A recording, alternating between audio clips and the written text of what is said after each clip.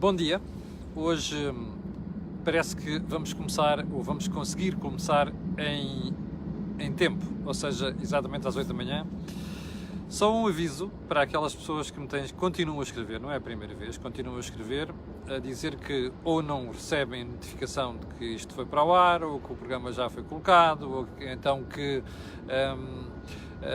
não recebem partilhas, normalmente recebiam. Bem, eu sou totalmente alheio a isso, como já expliquei aqui, o rapaz Zuckerberg muda os algoritmos como lhe dá na real gana e não dá cavar com ninguém, e portanto nós não controlamos isso.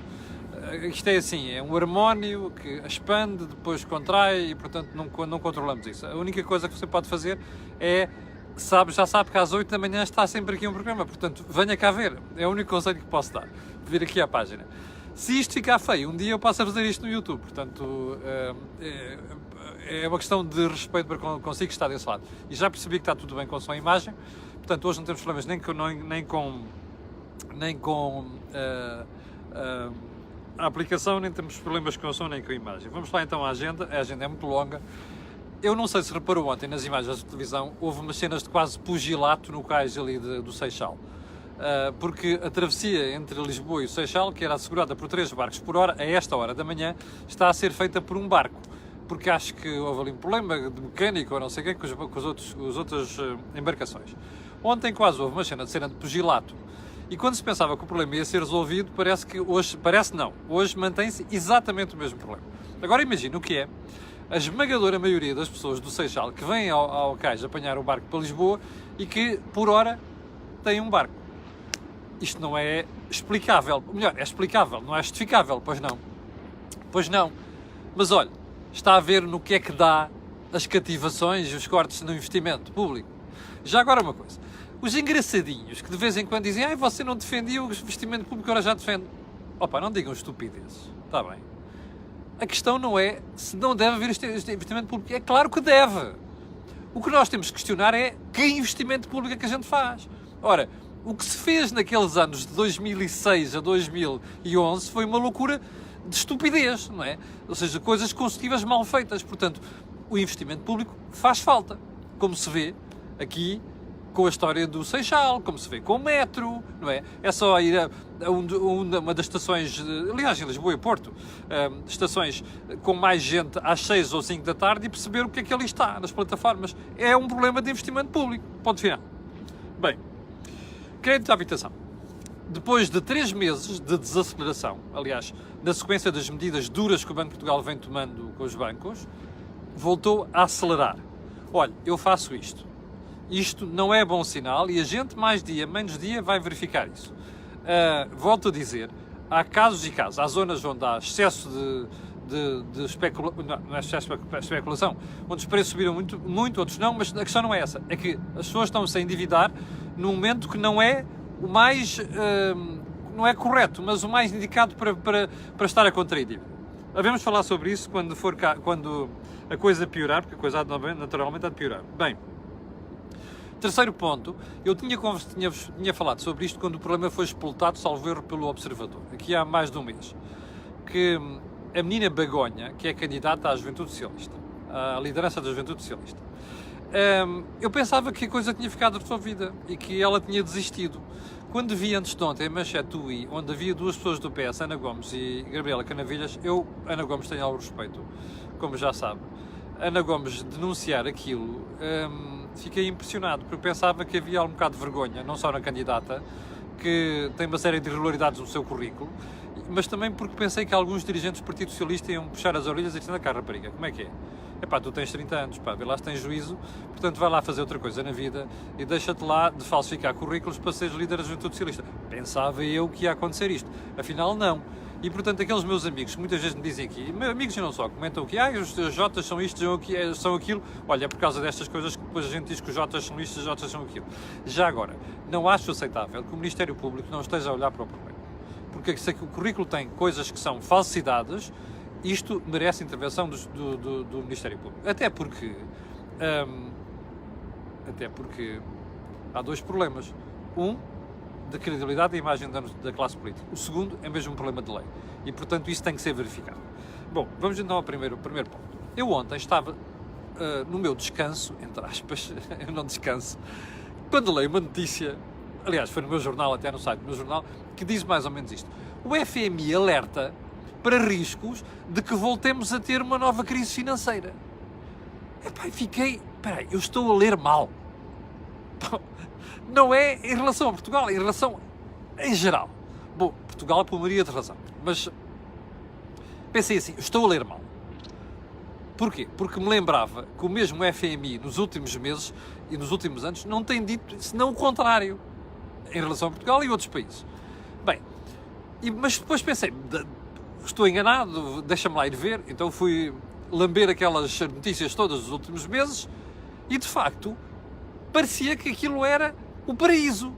Não sei quê, dívida para aqui, déficit para ali, não sei das quantas. Sim, o FMI alerta para uma questão de reformas e tal. Depois fui ver as declarações daquela menina da Barbie francesa, não é? Desculpa, Christine Lagarde, que manda lá naquela chafarica, e depois ainda mais impressionado fiquei assim, não pode ser. Das duas, uma, ou alguém do FMI produziu este relatório e está esquizofrénico, não é? Ou então eu sou estúpido, ou então uma terceira hipótese, que é esta gente anda a fazer política, não é? Mas depois que não tem qualquer correspondência com aquilo que os serviços técnicos do FMI dizem. Bom, eu chego à conclusão que é a segunda hipótese. Bem, você dirá, so what? Olha, so what, eu digo-lhe o que é o so what. De hoje para amanhã há uma crise. Estes gajos são malucos, que é para não dizer o nome pior, não é? Porque andaram aqui a contar-nos uma história que estava tudo bem e nós insistimos nessa política porque eles diziam que estava tudo bem, não é? E agora vem dizer que há crise. Você recorda-se da última vez que ouviu isto? 2011, 2008, 2009, 2010. Há de voltar a ouvir isto.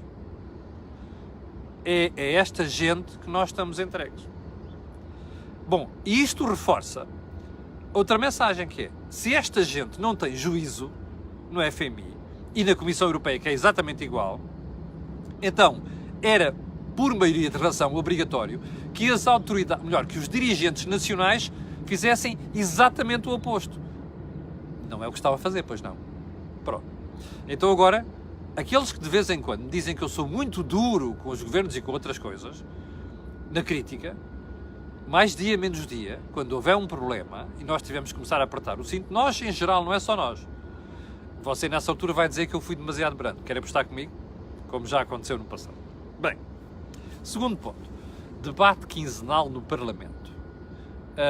O nosso querido Primeiro-Ministro ontem ficou muito indignado com as críticas que se estava a fazer à saúde, nomeadamente às consequências da greve dos enfermeiros. Já percebeu porquê? Porque antes de ontem nós tivemos uma evolução naquilo que foi a análise ao problema. E essa evolução foi o facto do Sr. Bastonário da Ordem dos Médicos ter vindo dizer que, sim senhor, havia risco de uma série de cirurgias urgentes passarem para as calendas gregas. Mas em que ele admitiu que havia pessoas cuja vida ficaria em risco pelo adiamento das cirurgias. Bom, isto foi gasolina num pequeno fogo. Os partidos, naturalmente, não só à direita, mas à esquerda, atiraram-se ao governo dizendo, mas o que é isto? Não se resolve o problema? Conversa é esta? E muito bem. Bom, o Sr. Primeiro-Ministro é uma pessoa que odeia quando alguém lhe critica, mas odeia quando alguém critica com razão, passou-se. E às tantas já gritava no Parlamento. E dois gritos, e no meio daquela gritaria toda, disse duas coisas que eu lhe vou citar aqui.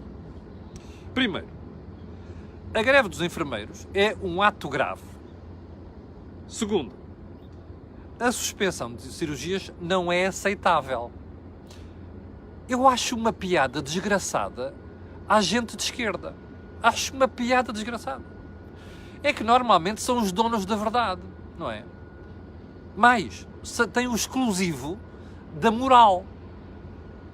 O que é aqui a moral? É, quando eu estou no governo, as greves não são aceitáveis. E são atos graves. Quando eu estou na oposição, pá, eu digo que me apetece, sim senhor, encorajo as greves e o diabo 4. Pá, vão para o raio que os parta. Bom, os enfermeiros têm razão. Têm razão nas queixas. Elizabeth Fernandes, estou a dar razão aos enfermeiros. Os enfermeiros têm razão, vou dizer, nas queixas. Bom, não têm razão por terem levado isto tão longe. Percebe? Mas de quem é a culpa de ter levado isto tão longe? Do Primeiro-Ministro. Ele já sabia daquelas reivindicações, daquelas queixas há muito tempo, há mais de um ano. Portanto, não pode vir dizer agora, é um ato grave. Em primeiro lugar, a lei da greve permite fazer greve. Ponto final. Mas é um ato grave porquê? Por fazer greve? Não é um ato grave porque se levou isto a estas consequências. Bom, o Primeiro-Ministro não gosta, tem bom remédio, devia ter negociado, e já agora, eu que estou farto de criticar a bastonada dos enfermeiros, ela ontem disse uma coisa muito certa. Então a senhora Ministra do Mar negocia com os estivadores de Setúbal em greve. E o Ministério da Saúde diz que não fala connosco, estamos em greve. Então, mas que marmelada é esta? Qual é o critério do Ministério da Saúde versus do Ministério do Mar? Ela tem toda a razão. Eu estou farto de criticar, mas neste aspecto ela tem razão. O que mostra que o Governo tem muito má consciência nesta área. O problema do Dr. António Costa é que está à rasca, é a expressão, ele e Mário Centeno, por causa do déficit. Já perceberam que isto começou a mudar. Percebe? Já perceberam que começou a mudar. E que a coisa pode ficar feia no próximo ano. Este ano não. Este ano, já lhe disse aqui, Mário Centeno vai fazer tudo possível e imaginário para segurar a despesa, para ter um déficit zero. E sair em grande em 2019. Mas o problema é 2019. E estes senhores já perceberam que isto vai inverter e estão borrados de medo, desculpa, uma expressão, porque sabem que aquilo que aumentaram os altos salários da administração pública no ano, em 2016, 2017, 2018, vai ter consequências em 2019, 2020, 2021. Este é que é o problema. E o Sr. Primeiro-Ministro não sabe admitir isto, não sabe, não é capaz de dizer assim, errei, dei dinheiro a mais onde não devia ter dado, e agora aqui, que era diferenciação de carreiras, tratamento de injustiças nas carreiras, nomeadamente dos enfermeiros, não tenho dinheiro para dar. Está a perceber? Portanto, fazer estas figuras no Parlamento é lamentável a todos os títulos. Bom, ponto seguinte. Vamos à França. Houve um espectador que perguntou ontem assim, você não comentou consequências das medidas do Sr. Macron na parte financeira? Pois não comentei porque não tinha valores. E não gosto de mandar bocas para o ar. Então é assim, os analistas calculam em 10 mil milhões de euros o impacto da história da subida do salário mínimo, aquelas coisas todas que ele anunciou antes de ontem.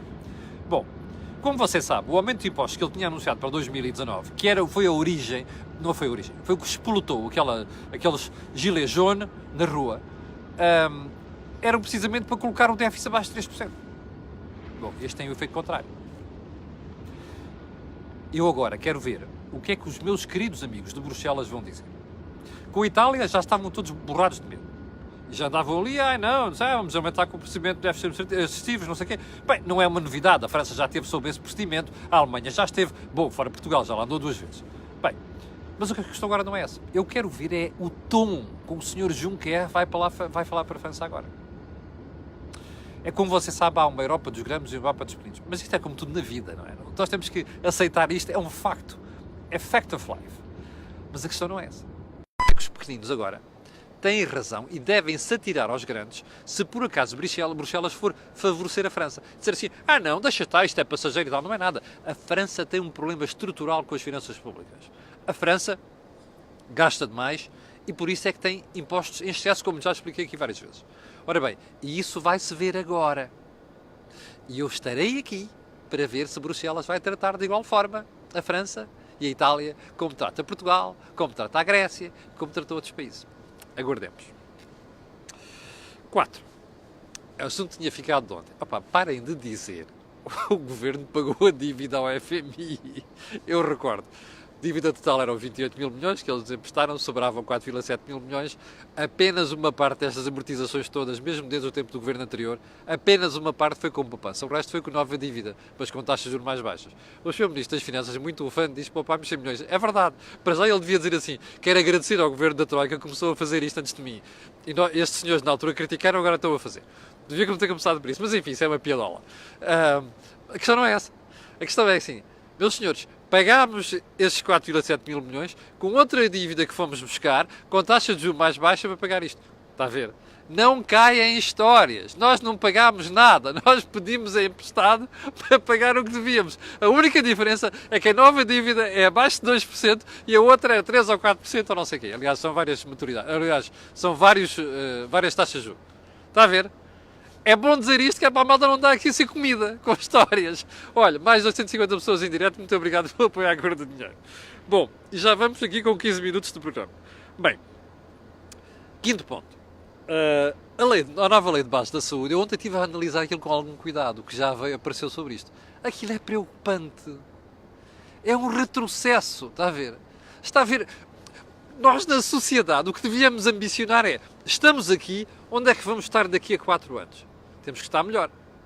Bem, mas este percurso deve ser feito assim, assado ou cozido e guisado. Bem, espera aí, ou vamos dar um passo em frente ou vamos dar um passo atrás. Esta lei, como está pensada, é um passo atrás.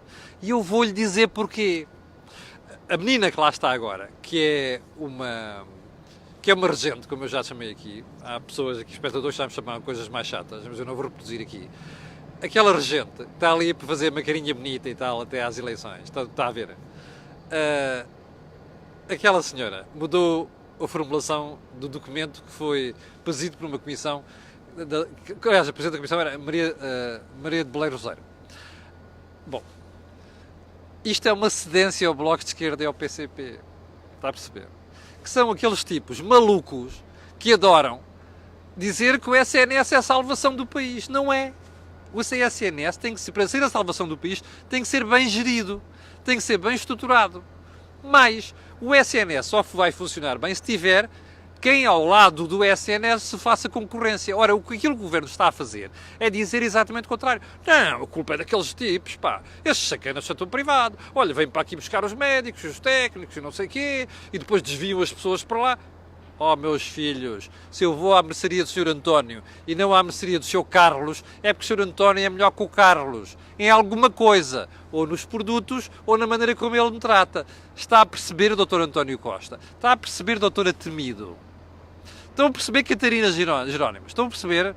Aí está em causa. Agora, que vocês tenham um complexo de esquerda e queiram, por direito divino, favorecer o SNS porque é uma coisa de esquerda ou não sei das quantas, ou melhor, querem-lhe dar uma roupagem de esquerda. Não é uma coisa de esquerda, atenção. Querem-lhe dar uma roupagem de esquerda? Isso não. Eu já aqui ontem expliquei e ia-te explicar um dia destes com mais detalhe. O ideal na saúde é eu escolher o que quero. Eu escolho um hospital público ou escolho um hospital privado. Eu é que tenho direito a escolher isso. Mas para isso eu preciso de ter um seguro. O seguro pode ser privado ou pode ser público. Eu preferia que fosse um seguro público e que o Estado tivesse esse seguro para todos os cidadãos. E depois a escolha é nossa. Está a ver? É isso que se chama liberdade individual. E isso é que é importante nós retermos. E isso é que é importante nós adotarmos como política de saúde ou qualquer uma delas. Nós temos a liberdade de escolher. O Estado diz assim, está aqui o seguro. Você faz o que quiser. Ora bem, meter isto na cabeça dos Antónios Costas, das Catarinas e dos Jerónimos é um problema. Mas olha, uma das razões que eu faço isto aqui todos os dias para o bono é precisamente por isto, para abrirmos a cabeça da sociedade e um dia podemos obrigar os políticos a perceberem o que é que têm que fazer. Percebe? Pronto. Último ponto da conversa de hoje. Já vamos estar. 18 minutos. A senhora May, acabámos de saber há bocadinho, vai ser alvo de uma moção de censura no Parlamento. Com muita probabilidade vai ser aprovada. E, portanto, ela vai para a rua. Eu juro que nunca pensei que os ingleses, que têm uma maturidade democrática, tivessem caído tão baixo como caíram nos últimos anos. Normalmente dizemos assim, isto é típico de países incultos, de povos incultos, que chegaram há pouco tempo à democracia, não têm maturidade democrática, olha, Portugal, Grécia, não sei, essas coisas todas. Afinal, os ingleses são nesse aspecto piores do que nós. Votaram sim num referendo, depois afinal disseram, não! Depois andaram 2 anos a negociar com disparates, para cima e para baixo, não sei o quê. Depois quem negociou demitiu-se. Agora adia-se uma votação. A senhora vai a correr todas as capitais agora a tentar as capelinhas. Pá, renunciem-me lá, isto faz favor, que senão estes gajos chumam uma vida. E o pessoal disse-lhe não. E disse muito bem não. Ao contrário do que muita gente diz, eu acho que a Europa tem mesmo de dizer que não a partir de agora. E agora os ingleses ficam entregues assim. Façam o que quiserem. Está a ver? A Europa vai ser afetada? Vai. Mas sabe uma coisa? Às vezes nós só aprendemos como batemos cabeça na parede. Isso é uma tese minha. Eu não acredito em soluções em que as pessoas saem sempre bem. Não acredito. Eu acho que de vez em quando temos que bater na cabeça é para aprender o que não devemos fazer. Portugal já fez isto 3 vezes com 3 intervenções externas. Vamos ver se aprendemos. Os ingleses vão aprender da pior maneira. vou-lhe garantir uma coisa, se a senhora for chumbada no Parlamento, com muita probabilidade o Brexit vai correr mal. Porque aquela oportunidade que foi negociada era muito generosa para a Inglaterra. O Brexit vai correr mal, escreva o que lhe vou dizer. E nessa altura vamos sofrer nós europeus, mas vai sofrer muito, mas muito, a Inglaterra. Mas pode ser que com isso eles aprendam de uma vez por todas que o Império acabou, o século XIX está 200 anos atrás e que eles já não dominam o mundo, percebe? E que o mundo é de cooperação, não é de eu estou sozinho e faço aquilo que quero. Mas vão aprender da pior maneira. Bom, quase 900 pessoas em direto, quero agradecer a sua ajuda e o seu contributo. Já sabe que pode escrever, colocar questões, dúvidas e até insultar se quiser, não me preocupo nada com isso. Eu voltarei amanhã às 8 da manhã, quando consigo aqui. Amanhã também haveremos de voltar com o Think Tank. E já agora, para o final, vou-lhe só pedir aquilo que peço sempre. Ponha aí um gosto e faça partilha nas redes sociais, porque aquilo que você ouve aqui não ouve mais sítio nenhum. Obrigado e até amanhã.